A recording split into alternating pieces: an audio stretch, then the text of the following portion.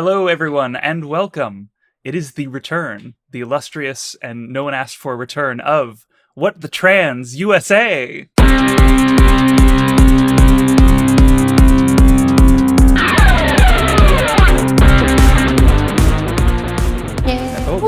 Hold on. That's not the voice everyone's used to. How strange. Well, unfortunately, there was an incident. As you well know, Alyssa was my co-host for several episodes, and while playing around in engineering, there was an incident in which she stumbled comedically into the transporter and was split into multiple people. It was like a whole thing. It was a multi-episode arc. It was very riveting. But unfortunately, that didn't work, so I just threw all those in the bin. And then I found 3 new people to come and help. But no, really, we have found several new co-hosts for our rotation on What the Trans US. And instead of noodling about who they are, I'd like them to introduce themselves. So please take it away, gang. All right. So, hi there. My name is Quetza, and I'm 23, actually almost 24. My pronouns are she, they. Some quick fun facts about me, lightning round, are that, one, I'm Latina, which is great, let me tell you, living in the United States. Whoa! Other than that, I like to play Dungeons and Dragons a lot. Like, probably too much for my health, but enough to have fun. Oh yeah, and I guess I write stories too. That's probably important. Hello, everyone. I am Lizzie. I am a 29,000-year-old non-binary swamp witch, give or take a few thousand years. My pronouns are they, them. 3 fun facts about me. I am a huge K-pop fan. I am a stupid nerd, and I am chronically ill and disabled. And I guess that leaves me. I'm Clementine. I use she, her pronouns. I'm from Cincinnati, Ohio. It's one of my favorite things about myself. It's an unfortunate but fortunate fact of life. But I also have a law degree. I don't practice law, so you cannot get legal advice from me, and I won't give it to you. So no dice there. That also costs a lot more money than you have, so sorry. But we have a lot of fun things to talk about on this podcast nonetheless. I won't dox myself and tell you how old I am, but I will say I'm part of Gen Z and I have a law degree, which is exciting, fun, new territory that we haven't seen much of before. So let's get on a roll and have some fun talking about trans stuff in America from some real interesting perspectives, I think. And before we fall into that too hard, I am pretty excited about this change up. Obviously, I am a white trans femme. Alyssa was a white trans femme. We have broadened our horizons just a little bit to bring in voices who might have alternate perspectives on things, which is always in short supply, obviously. So I'm looking forward to how this all goes. Unfortunately, today's episode will be a little bit of a weird one, but it'll be fine. We'll get through it. We were off the air for quite a few months there, so quite a few things happened in very short order. And instead of trying to cover everything, we've just grabbed a couple of bigger topics to cover that most of them appealed to at least one of us very specifically to bring up and talk about.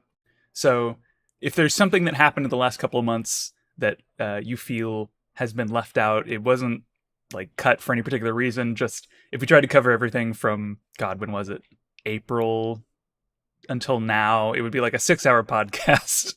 No one would watch it. There'd be 13 ad breaks. And everyone would fall asleep. So instead, we've got, I think, 5 little things. I say little. 5 unfortunate, horrible things. And 1 weird one to bounce through.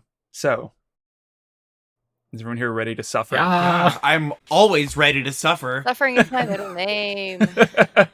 First, recurring joy on our podcast, and by joy I mean horror, is the state of Texas. And it's not the fault of the state of Texas itself. It's more the people trying to run the state of Texas and usually doing so poorly.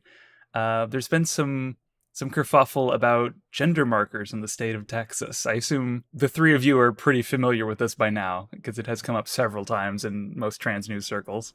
Yeah, no, it's pretty wild. I mean, like average Texas legislature hours, but oh god. Well, at the moment, Texas's official policy is to refuse to change gender markers on driver's licenses and state IDs, regardless of whether you have a court order or updated birth certificate. They are just straight up refusing to do anything.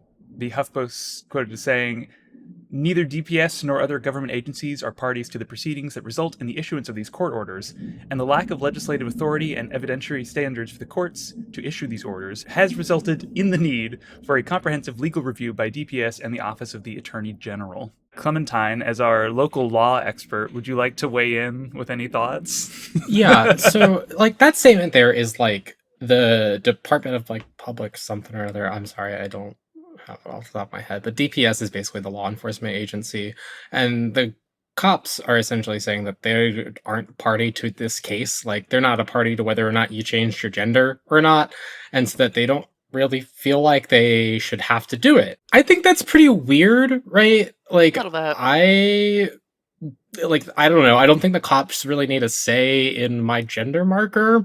Like, I feel like they should just kind of listen. Also, I've gotten my gender marker changed and my name changed, and like, there is a judge there. There's a magistrate in my city, at least, that I went to, and like, that's the state, that's the government. They were a party to the case, you know. It says like in my name, and like there's a judge with a stamp that has stamped off on it.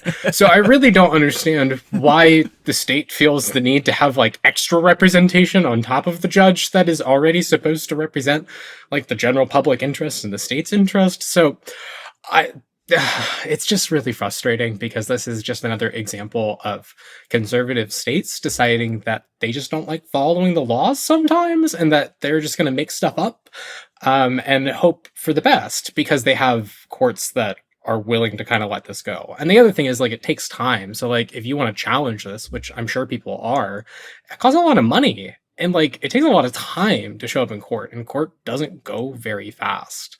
So it's just really disappointing. And we've talked about issues like this before where you will have big sweeping changes like this, which in this case just kind of popped up and they made a sweeping decision that affects a lot of people, and it's going to take infinitely more time to fight it than it did for them to put it into place. In the meantime, people are going to suffer, but suffering is usually the point with this kind of action, so Yeah. no surprise there. Another like fascinating aspect about this is that like I first saw about it on Twitter, and not like Twitter from like a news story, but like Twitter from people posting about it, like them themselves running into this letter, right? And like it's fascinating that it's not like the state like putting out this announcement or making this big news about this policy change. They're just doing really harmful transphobic things without telling anybody and just kind of sending it. The other thing about what the DPS has been doing, in addition to just outright refusing to uphold court-ordered gender marker changes, is making a registry of everyone who tries to get one done. According to the Dallas Voice, they're creating a database of marker change requests, which is, well, that's just fascist, like outright. Yeah, because we haven't seen that before in history and how that turns out. No, never once. Right, no, registries along identity lines of marginalized communities, this only goes well. It's something to keep in note and be careful about, because that is just a continuation of the system of enhanced oppression that Texas is unfortunately leading the way on. Texas and Florida, really. So yeah. I highly encourage people to change their IDs, to get your legal documents updated as soon as possible. I know that's hard because it does take time and it takes a little bit of money and it takes a lot of effort to just go through it. And it's really frustrating, especially in states that have chosen to make it harder. And especially if you're a person who is already marginalized, like a lot of trans and queer people are. So I sympathize with you so much, and I just want to point you towards resources in your area. There are a lot of LGBTQ organizations that do exist. I know there are lots in Ohio, even though we're a rather conservative state that doesn't always like trans people and chooses to legislate against us. We've got legal clinics that happen on a monthly basis here that are free, and they help trans people do this type of stuff. So please look for stuff in your area, try and get this stuff done while you can, because it's really important. I've gone to a couple of in-person events for LGBTQ people, and there's usually at least one or two organizations there, I assume lawyers, who bring together groups of people to go and do name changes in like groups just to like get a bunch done at once. So unfortunately I can't point anyone to any specific ones in any particular area, but If you happen to go to any in-person events, I would definitely look out for groups like that. They're usually very happy to give you a piece of paper to tell you how you can give them money. So I find it weird the quote of the government isn't party to the court proceedings. The court is the government, right? In this case, Part of the government. Yeah. Yeah, it's so weird because like, especially as having gone through the name change process in my state, not Texas. I may have been born there, but I do not claim the state. But I've been through the name change process, and they do try to make it more complicated than it should be, but it is a fairly simple process. They just make it a multi-step process to make it as difficult as possible. of course. But once you have it done and you have that court order, it's a court order that's legally binding, and technically, from my understanding, legally they have to honor that, especially when you go to get your name changed on your documents, like your driver's license or your social security card. So for me to see that, it's baffling, honestly. And on top of that, with the creating a database, it very much just feels like it's part of the continued conservative agenda to paint trans people as predators, groomers. Putting us on a registry isn't that far off from figuring out which registry to put us on. Yeah. And it very much feels like a continuation of painting us as dangerous, creating laws about people who are now on said registry in order to go after those people using their massive police forces, which is militarized massive police force. Yes, which is just what a police state is, and is very much the precedence of fascism, and not in the hyperbolic sense, but in the very real neo-Nazi turf weird sense of solidarity of hatred against anyone who just wants to live their life without being allo, cis, het, white, usually land-owning, usually a man. Yeah, and unfortunately, making a list a registry of one demographic, it's a very slippery slope, and it very quickly becomes targeting of other demographics as well, other marginalized communities, be it not just transgender, but also the gay community as a whole, people of color, people who are disabled. It's a very, very slippery slope that we've unfortunately seen happen before in history. And the big danger of it isn't, and not to say just as in, just trans people, because we are obviously very much matter, but also the fact is, as you point out, fascist politics does not discriminate on who it wants to eliminate. It does. They do not view their targets as people. They view their targets as political assets in order to concentrate power. Ultimately, their goal is to dehumanize us as a tool to dehumanize gay people, to dehumanize black people, like they've been doing for centuries. Dehumanize Latino, Asian immigrants. Like my own family, like my tío Saúl, who actually got deported. Thanks, California. It's a continual spectrum of using the tools of oppression developed against one community that they find that they can easily enhance rhetoric against in order to expand that system of oppression to encapsulate all of their targets. Ultimately, none of us are free until all of us are, and none of us are safe until all of us are. Yeah, they like to take, let's see what we can use that works to oppress on this one community, and then let's broaden it and spread it out. And I'm sure, as most of you remember, with a lot of the recent pushes on trying to remove trans rights, there was an almost immediate shift into, okay, well, let's see if we can also get rid of that pesky gay marriage thing. Like, they almost immediately went full, hey, we got one group, let's go to the next. Like, they're not going to slow down.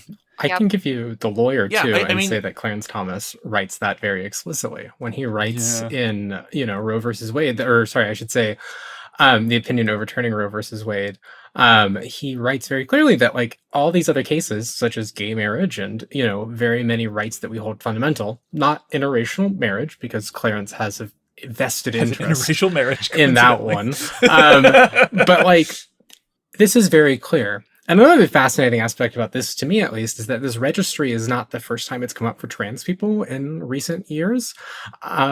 I know for a fact that in Ohio, when we had our trans healthcare ban come up and fail originally, Mike DeWine was pushing to, like, instead of the trans healthcare ban, instead of that, have this other alternative program, which would include a registry for all trans people in Ohio, anybody who's receiving gender affirming care, including adults, and would also severely limit adult and, minor care and things like that. So it is not new, unfortunately, and it's just, as we've all said, evolving into different ways, evolving from like a governor trying to do it to like stop a ban, right?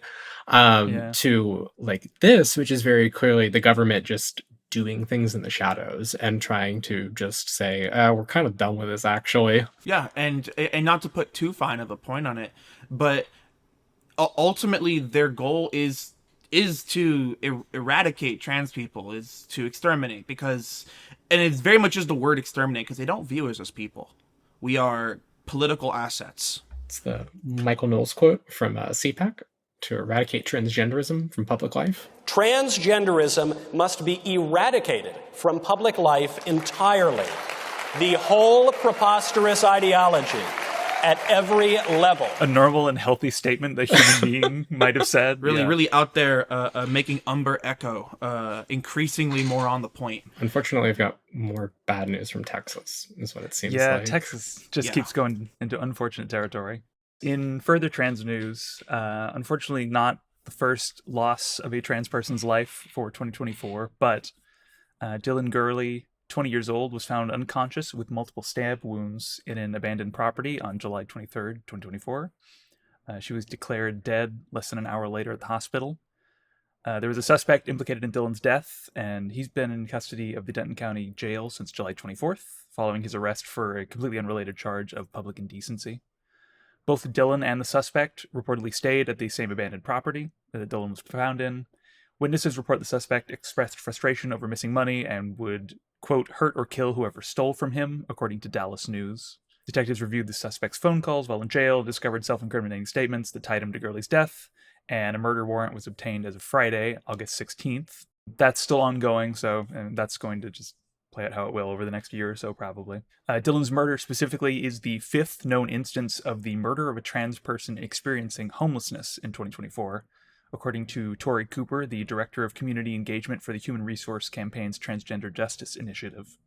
And normally when I pull these in, I like to talk a little more about the actual life of the person who passed away, because there's something about how we fixate on just the event of death and not the actual life that the person lived beforehand that I find personally kind of depressing, where it's just like, until you die, you don't matter, so why think about the rest of it? But I like to talk a little more about the people's lives as they come up. Unfortunately, there just really wasn't any forward-facing information about Dylan that I could find outside of a little bit that was put in her obituary. It was very minor, and a little bit of squabbling between family members on Facebook, from what I could tell. So there really wasn't much that I could highlight on this one, which sucks. But it is why I picked this one specifically, because cases like this are not terribly uncommon. I mean, the fifth person experiencing homelessness who was trans who died in 2024 alone. And because of the experiences they were going through and the difficulty, I assume, in receiving basic services, they just didn't really exist in the online sphere or in a public-facing way, and are gone now. The loss of life, it's heartbreaking, but I hope that anyone who was near and dear for them in their life is able to find some peace and some comfort, and helping them in this time of grieving, because when you lose someone you care about, it takes a toll on you longer than a lot of people will talk about openly. And so I just hope that whoever was in their life, be it family, friends, a partner, that they are finding some comfort and some peace right now, having lost someone. It really shows how trans people exist at the intersection of all of these issues, right? And so you think about things like the Supreme Court in Grants Pass criminalizing homelessness, right? Allowing that to be a tool for the government to say that if you don't have a home, you can go to prison, you can go to jail, we can lock you up for a crime, a felony crime. And that's a really wild step forward, right? And trans people, like, as somebody who works in housing professionally, like in the policy sphere and in fair housing work in particular, like trans people experience homelessness at such a high rate, at a much higher rate than so many people, and they experience discrimination at such a high rate. Even though that type of discrimination is illegal under current law, it's something that happens on a day-to-day basis, and it happens more and more the more you sit at the intersection of these marginalized identities. And it's just such a shame that, like, what we see in terms of like conversations and like how trans people are just treated in terms of like the media and like everything we've already talked about with like Texas just like not treating us as humans, you know, refusing to acknowledge a court order. It all just contributes to this place where people think it's okay to not see us as human and to treat us as such. It very much goes to show that I guess in any hierarchical system, but to use law specifically, there is a group of people who are protected but not bound, and a group of people who are bound but not protected. And in the United States, we are bound but not protected. The law only applies insofar as it is being used, and the law does not apply to the people who are bound by it. And unfortunately, we're in that group. Yeah, like you said, Quetza, an adversarial legal system like what we have requires the parties to have equal resources, to have an equal playing field, right? And we know the parties don't have equal resources. The state of Texas will never have equal resources to a trans person, right? The state of Texas is willing to pour so much money into making our lives miserable, and it takes so much effort and time to make our lives like to undo what they're doing, I should say, because there's so many ways outside of that to find joy and meaning in our lives. And I think that's like the really important thing we have to do as we're doing all of this. And we will talk a little bit more about trans joy later. A very fun and slightly more lighthearted call for action than our usual fare, but we'll get to that in a bit. Now on to something much less important and much goofier. So, how do y'all feel about debates? Oh my god. We're only bringing this up because trans people got mentioned, but not that much. We got mentioned Thank once. For anybody who hasn't seen it, we'll play the clip. She did things that nobody would ever think of. Now she wants to do transgender operations on illegal aliens that are in prison. This is a radical left liberal that would do this. She wants to confiscate your guns. Oh He didn't even finish his thought. He just immediately pivoted back to guns. We're either a wedge issue or a fucking speed bump to this man. So yeah, you know, that's it. That's everything about trans people. What did he just say? What? And then, so the other thing is Kamala doesn't say anything to that, right? She doesn't respond to that. She talks about fracking, right? Yeah, so like when he finishes his answer, like she talks about fracking and rallies and other things like that rile him up, which like cool, you're winning the debate. Like that's not, debates are not to persuade people, they're there to entertain. Yeah. Right? Yeah. Right. So that's that. But like I still think trans people deserve a bit more of a mention, considering like what we just talked about at the top of the show going on in Texas, for example. Like that seems like a big deal, but like illegal transgender aliens in Honorable prison? mention. I have a question. What was even the question? I mean, knowing Trump, there was no question, and that was just unprompted.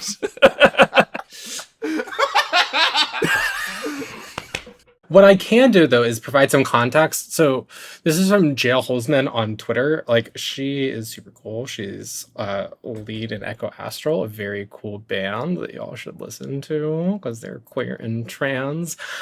But moving on from that, she also writes about climate and other issues, but talking about trans issues, she brought up the fact that this is like a CNN headline, right? Earlier in the week, she was talking about this, talking about how the CNN headline, talking about the K-file and Kamala Harris's kind of presidential questionnaire for the ACLU, which is this very boring like questionnaire that all the candidates fill out to try and get an endorsement, right?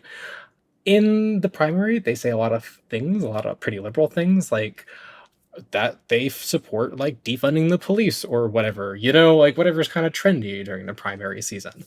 But this was basically a question that asked whether you supported giving trans people healthcare and if that included people in prison, right? And so CNN kind of makes that into this like immigration story about like Kamala supporting funding. So it says Harris told ACLU in 2019 she supports cuts to ICE funding and providing gender transition surgery to detained migrants, which is like the most sensationalized way you could word what actually happened. Because if you read the ACLU's questionnaire, right, it asks whether, as president, you will use your executive authority to ensure that transgender and non-binary people who rely on the state for medical care, including those in prison and immigration detention, will have access to comprehensive treatment associated with gender transition, including all necessary surgical care. So, like, that's a reasonable question, right? Will you cut off medical care as compared to will you give butt implants to random people who entered the state illegally? I wish that Harris was like cool enough to be like, yeah, I want to cut ICE funding, but like That's not gonna happen. no, not at all. And That's not who she is. But very much the way the headline constructs the sentence makes it seem like providing like doing transgender surgeries to detain immigrants is part of cutting like funding to ICE. Which is like not the plan. No. The other thing is, like, as Jill pointed out on Twitter, like, it's two separate questions, right? Whether someone should get whether the federal government should give people healthcare, like trans people, medically necessary healthcare, is like question A. And question B is like, do you provide healthcare services to people in prison, right? Yeah. Like, those are two separate questions that have separate answers. And like, I'm not trying to speak to the validity of either answer, but they got smushed together into one question for this questionnaire. And so like, it's just a very strange thing. And I think it really highlights just like how bad people are at talking about trans issues and how like it's seemingly little thought is put into this, right? I don't want to say I hope that CNN is not like super transphobic and malicious about the way they write this stuff, and I'm just gonna hold out a bit of hope that they're very ignorant cisgendered people who don't talk to a lot of trans people and don't spend a lot of time asking us about this, because like I think you really deserve better than this. As ever, we are a political tool, and there's a little scaremongering going on in an election season just for fun. To spice it up a little. Happens every 4 years at least. At least. Yeah, as a treat, So with all that out of the way, like all of that out of the way, let's talk about how a Harris administration could actually help trans people. So the ACLU announced a roadmap for protecting and expanding LGBTQ freedom under a Harris administration. And I definitely want to talk about this. It doesn't really give like the most amount of specifics, but it is, I think, a useful roadmap for contextualizing how she could. Here are some of the main points: appointing judges to federal courts to undo the impact of SCOTUS nominees, suing states for violating LGBTQ people's rights. As for Congress, enacting comprehensive non-discrimination legislation with explicit protections for LGBTQ people. And they have this specific quote right here from the ACLU, to remain vigilant against efforts to include anti-LGBTQ measures, including those banning access to gender-affirming care, in must-pass legislation, such as bills to fund the federal government. In 2023, anti-LGBTQ members of Congress attempted to include more than 50 of such measures in must-pass annual appropriations bills. These kinds of restrictions often fly under the radar and escape significant public attention, but their impact on the lives of and health of LGBTQ plus people, particularly those who are transgender, could be devastating, to quote the ACLU. As for federal agencies, continuing to implement and expanding the implementation of Bostock's enhanced civil rights protections for LGBTQ people in education, housing, healthcare, and credit. For state municipalities, the ACLU recommends being wary of the backlash against LGBTQ and trans communities in particular in conservative states. The Harris administration should be prepared to sue these states and provide federal support to trans people experiencing discrimination. I think this is a good spot to talk a little bit about some of this stuff. I think, for example, talking about appropriations is a really fascinating thing, right? So one of the things we've seen a lot in Congress is that they don't pass a lot of bills, if you've been paying attention. They're kind of bad at that. And the one thing they do is fund the government because they need a paycheck, and they also don't want like the economy to like blow up for real. And so the government stays funded. And so a lot of things get tacked on to these must pass pieces of legislation, and conservatives love to throw in stuff that is just a real stinker, right? They'll throw in all these provisions trying to restrict trans healthcare for people who receive it federally, as well as stuff like getting rid of funding for like LGBTQ centers, just all kinds of really frustrating things. And they'll like make that their like requirement for them to vote for the budget, right? They'll be like, no, the government's gonna run out of money if you don't get rid of trans healthcare, and Democrats have to be really strong and push these people to say, no, like, I'm not gonna just support that because you told me to, I'm not gonna cave over and screw over like a bunch of people simply because like you're threatening to, right? And it's like fascinating because it is like how much money our government's gonna make. This stuff has to pass, and like we said earlier, we're being used as pawns in politics again to try and get other things done they care about. On a personal level, I'm really hoping to see more specific laws with protections as noted, because the process to overturn a law and then write legislation to go against it takes a lot longer than just writing the legislation and trying to shove it through on another bill. Like, having protections in place slows down the machines that grind us to dust so much more than just like leaving it up to a nebulous like, well, I mean, your protections are probably fine. Like, you got human rights. What more do you possibly need? Yeah, which we've seen with the overturning of Roe v. Wade, for example. It took time and it sucked, but it gave people a very like helpful amount of time where you could go and seek services before individual states started popping off. Yeah. Well, and right now, trans care is in a very similar spot, right? Like, so our civil rights are contingent on the decision in Bostock versus Clayton County, which essentially says that whether like your sexual orientation, your gender identity, and your gender presentation are all wrapped up in sex discrimination, right? And so we're protected under the Equal Protection Clause and under a lot of federal agencies because they've chosen to apply that Supreme Court ruling. The people who wrote that ruling are not all on this court anymore. We have a very different court, and this term there is a case asking whether or not trans people in particular have a right under the Equal Protection Clause, whether we are a protected class, which is like a legal jargon term, but like that's one of those cases that directly comes to question this, right? It can either support Bostock and support kind of what has existed, or it could really change it. And like we just pointed out, it's like a federal law could change this, right? A federal law just says that this is what the law is, right? So like in my work, the Fair Housing Act says you can't do sex discrimination. And we have to rely on the court decision to say that sex discrimination covers trans people.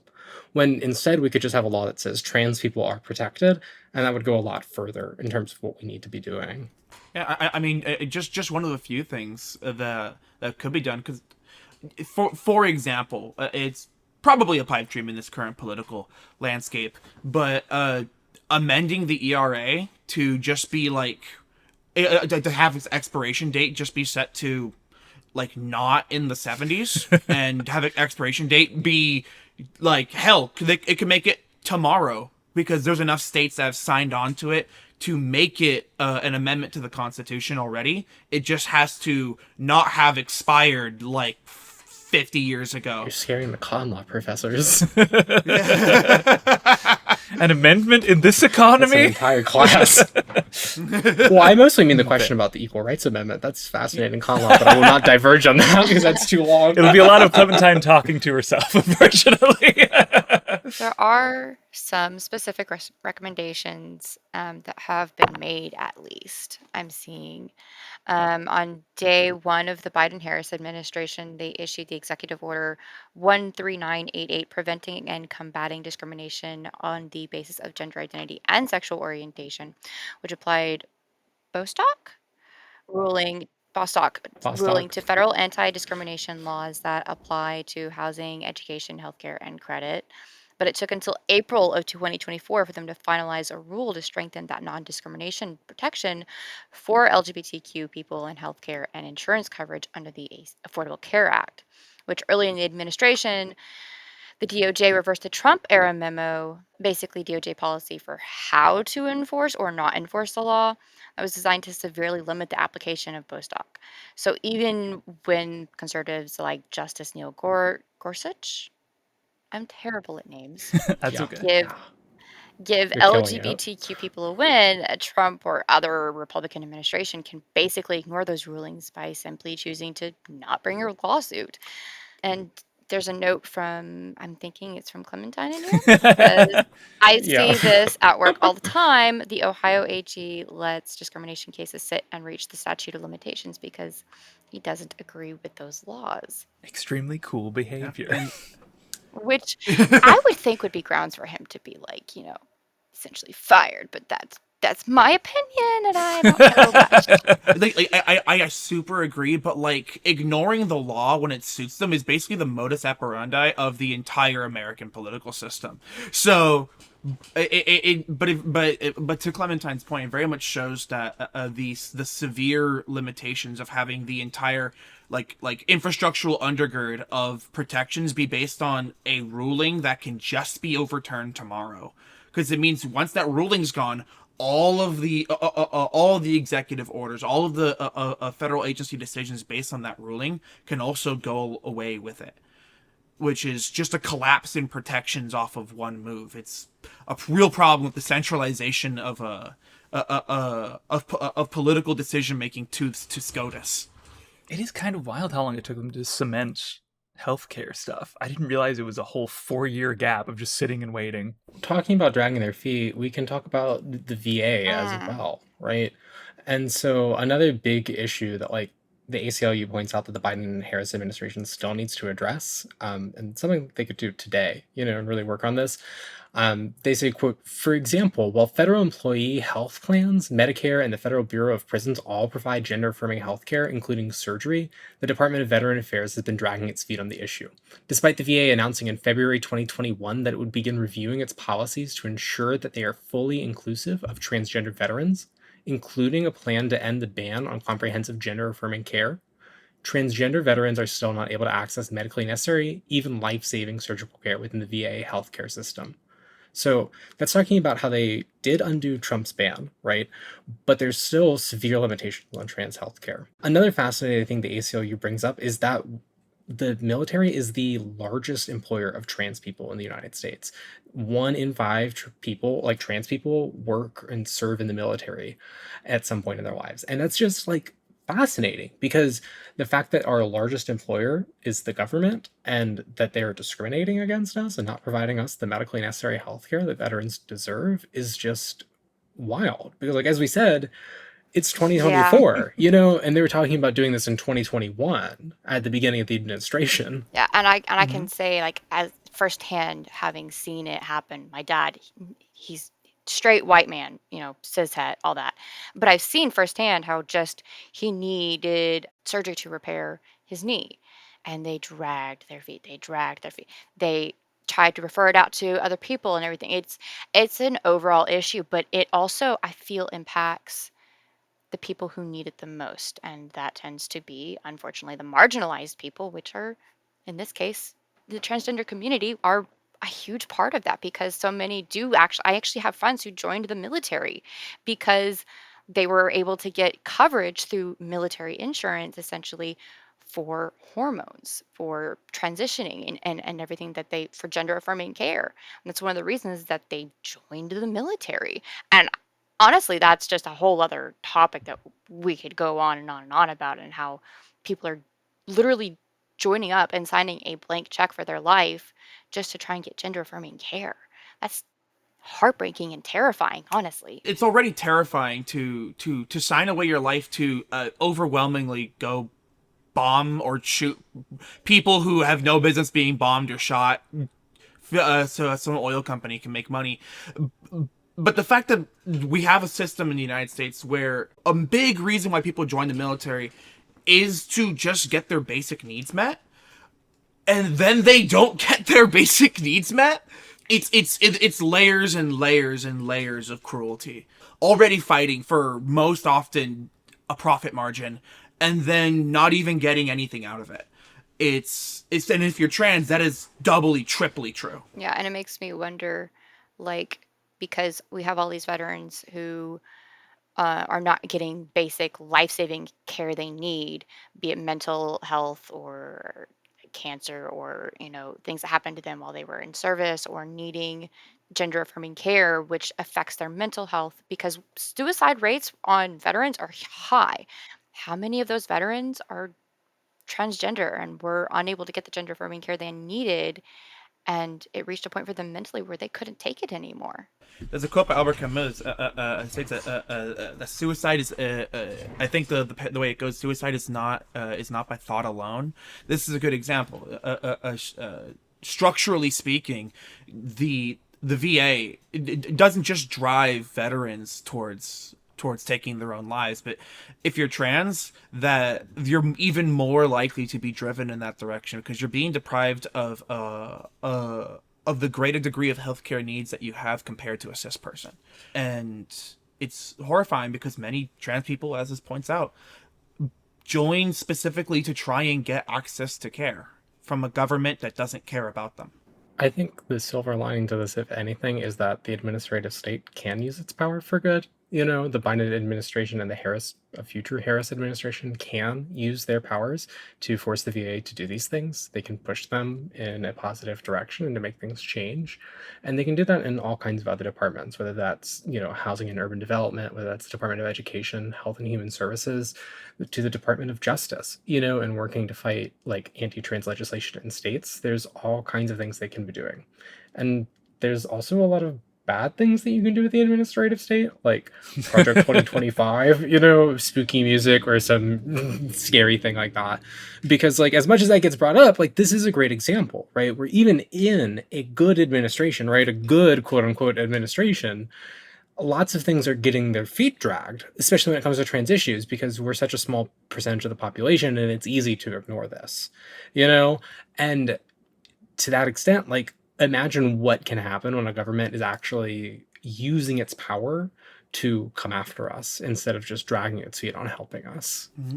Right. It very much feels like we're caught between a rock and a hard place where the quote unquote good administration is the one that just doesn't do things that are generally speaking actively harmful, except in bursts of doing things which are actively harmful. Our supposed alternative is an administration that will actively seek to do things by every means in which it has to actively and viciously oppress us. Like you said, they could use the administrative state to do some good, but so rarely does that actually occur. That's why we have to, as citizens of a country and citizens of our towns and cities and states, push more for our local governments because they have an important role here that they can play, which is actually a great transition. Hey, convenience. So this was something that I had found when I was going through the ACLU's website. I hadn't realized that they had this, and they have a legislation tracker. And there's other legislation trackers out there as well that keep them updated differently or similarly. But I wanted to highlight this because this is an important tool that I feel that we're going to be using a lot, and an important tool that I think should be highlighted to kind of make it more known and readily known and available because it's easy to find, but if you don't know about it, you're not going to find it. And it gives you a way to track the legislation that affects the trans community nationwide, and also other things that the ACLU tracks for you. You can go in and you can filter on different different states, whether it's been beaten, if it's still being tracked or worked on or pushed, what the topic is, and all this other stuff. And you can click on it and it'll take you to a web page where it has all of the information on that bill. And I find that really, really helpful, especially for us as doing this podcast and for activists within states, because you can select by state. And luckily for us, we have someone who worked on it. Ooh. Hi. So in a past life, I mean, in the current life, you could call me a policy professional, is what I do for a living. So working in policy stuff and working at the ACLU, I had the lovely privilege of making one of these trackers for the democracy division and tracking voting rights and election subversion issues. This is a lot of work. It's done by interns, law students, grad students, and staffers in an Excel sheet, basically, where you read the news and you go to terribly ugly and not very functional websites, depending on the state and the local government, and you try and figure out what is actually going on in each state. There are tools that help this as well. There's better softwares and things like that that cost a lot of money, but oftentimes they start out as quick and dirty Excel sheet that we're working on. The federal government has much more robust tools for tracking, but when it comes to the state governments, it's just much harder. One of the reasons it's so hard to keep up to date with that is because stuff is constantly happening, and it's constantly happening in like 50 plus different places.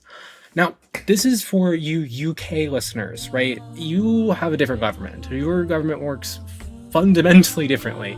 You have a unitary government where the national government, parliament, whatever it says goes, it's the law of the land. The whole country is like covered by it.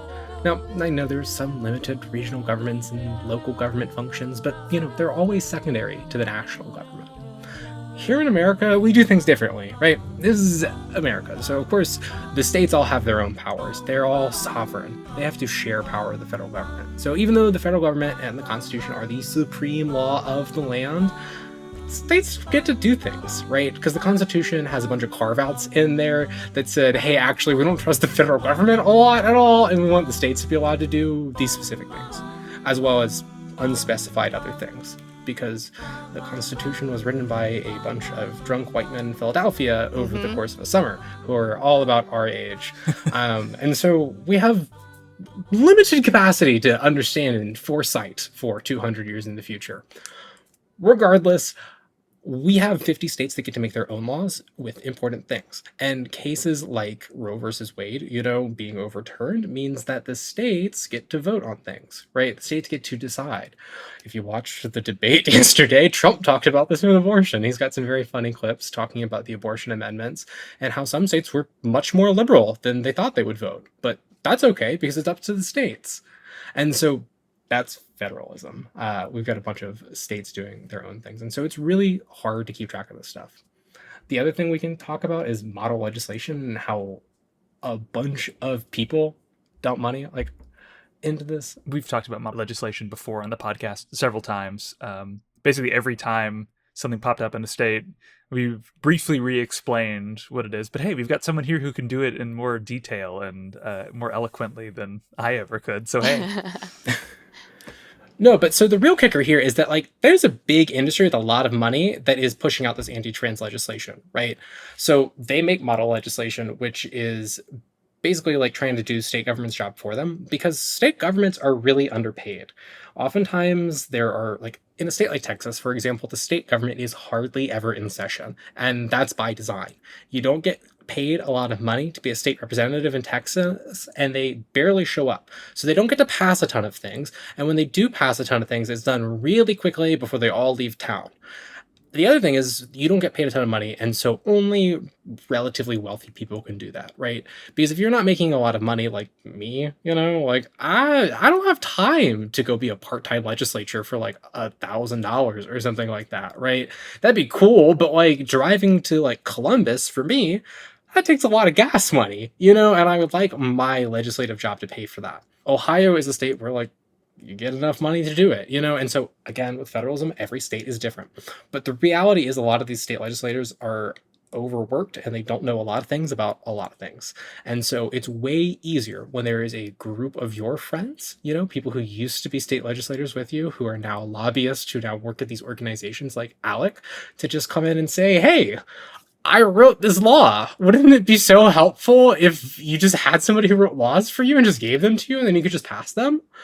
And so you see a lot of states do just that. They'll change the words very slightly to fit into their bill, and then they'll pass it. And you can look and compare the text, and the text is the exact same.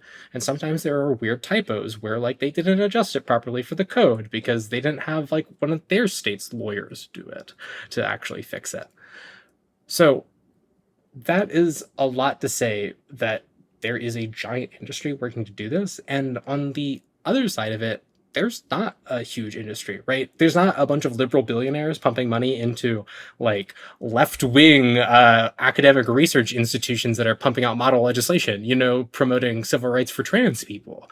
Like, that doesn't exist. We barely have enough funding to take care of our community as it is, right? We're fighting for scraps to make sure that we can stay afloat.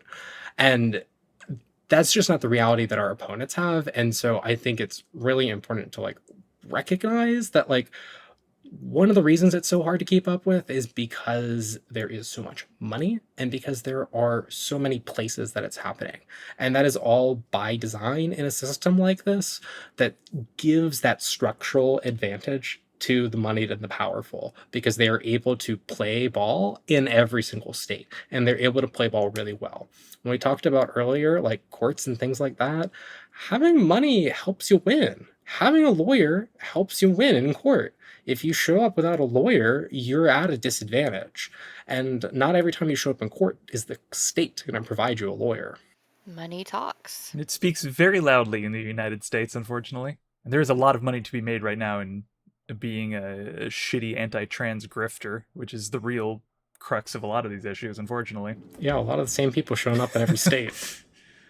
Oh, and we didn't even really get into the joy of certain people being outed as alleged Russian mouthpieces for certain anti-trans issues and such. But hey, maybe we'll talk about that in 2 weeks. Oh. So before we end things, let's talk about some trans people doing the work of actually keeping up with this stuff, because they're super cool. People like Aaron Reed, Aside Media, like they know what's going on. They are working so hard, and they are not funded by right-wing billionaires or the Russian government, And so it's so important that we support them, whether that is financially, if you're able to, or whether that is like just reading and sharing what they're doing and helping other people stay informed. Absolutely. Assigned Media specifically, just because, not that I have any vested interest in having written for them, but they put out weekly pieces. Alyssa, friend of the podcast, I guess I can say now that she's not actively hosting it, puts out a weekly newsletter and stuff, does opinion pieces on various pieces of news.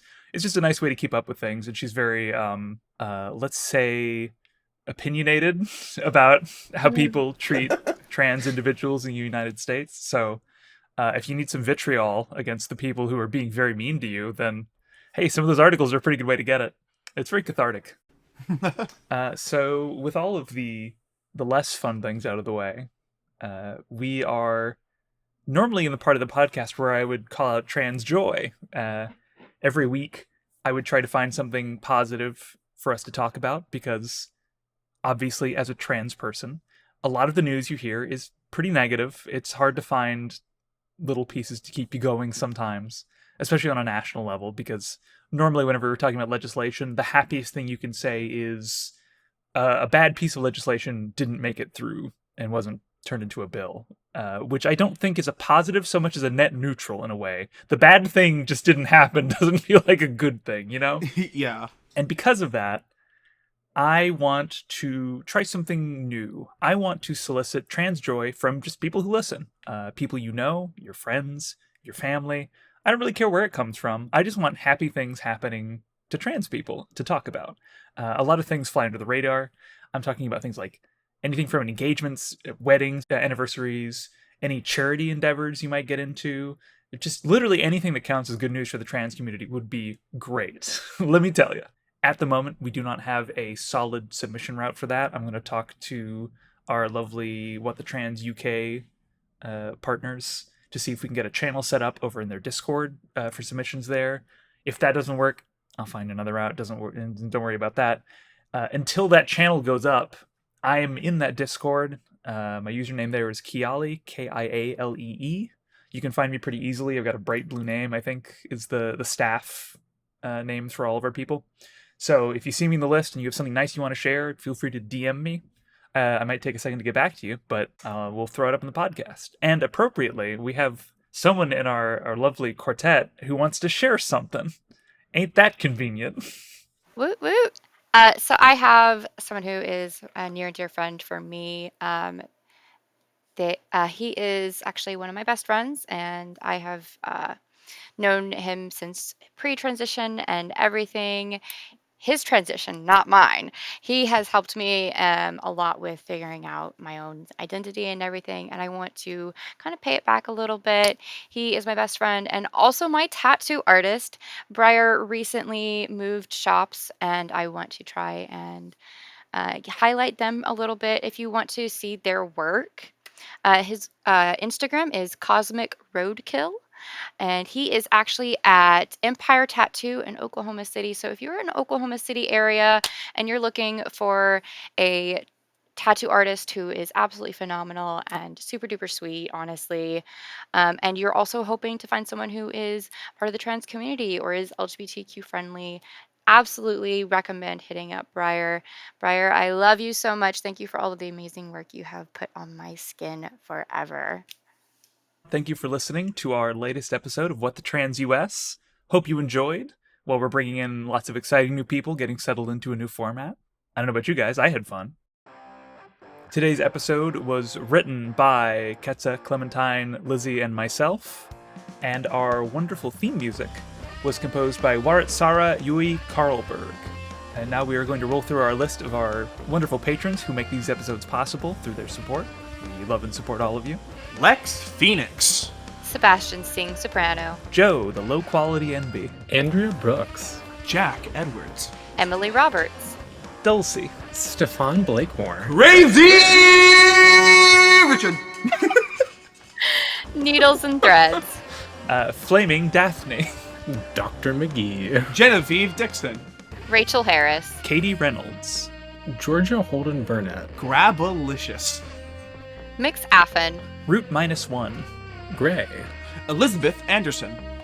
Bernice Rouse. Helen Malore. Jay Hoskins. Trowan. Ashley. Maddie B. Set Cab. Jane. Roberto de Prunk. Rose Absolute. Sarah. Sina. Kiki T. D. Sky Killian. Eric Widman.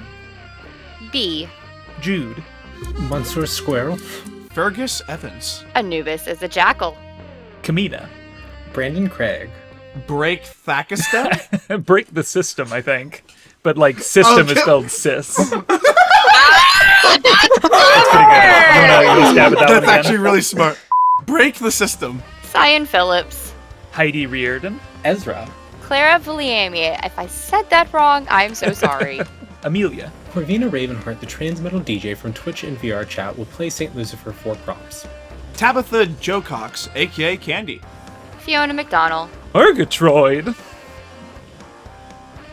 Ontologically unjust. Stella. Cinder Goza. Rebecca Prentice. Crazy Richard! The second time, for some This is reason. because you didn't want to say it. This is all because you didn't want to say it earlier. Truly. I'm sorry, Richard. Dan Oblivion. Florence Stanley. Helen _ L. Hollingsworth. Nick Ross. Melody Nix. Fiona Punchard. John. Nick Duffy. CB Bailey. Gordon Cameron. Ted Delphos. Vic Parsons. Patreon user. Vic Kelly. Catherine. Sabrina McVeigh. Cassius Adair. Melissa Brooks. Karakin 12. April Heller. Sophie Lewis. Alexandra Lilly. Claire Scott. Aradne Penna. Lauren O'Nyons. Bernard's Pink Jelly Bean. Lanos. And last but not least, Chris Hubley. Thank you to all our Patreon subscribers. We'll see you next week. Bye, everybody. Bye. Bye.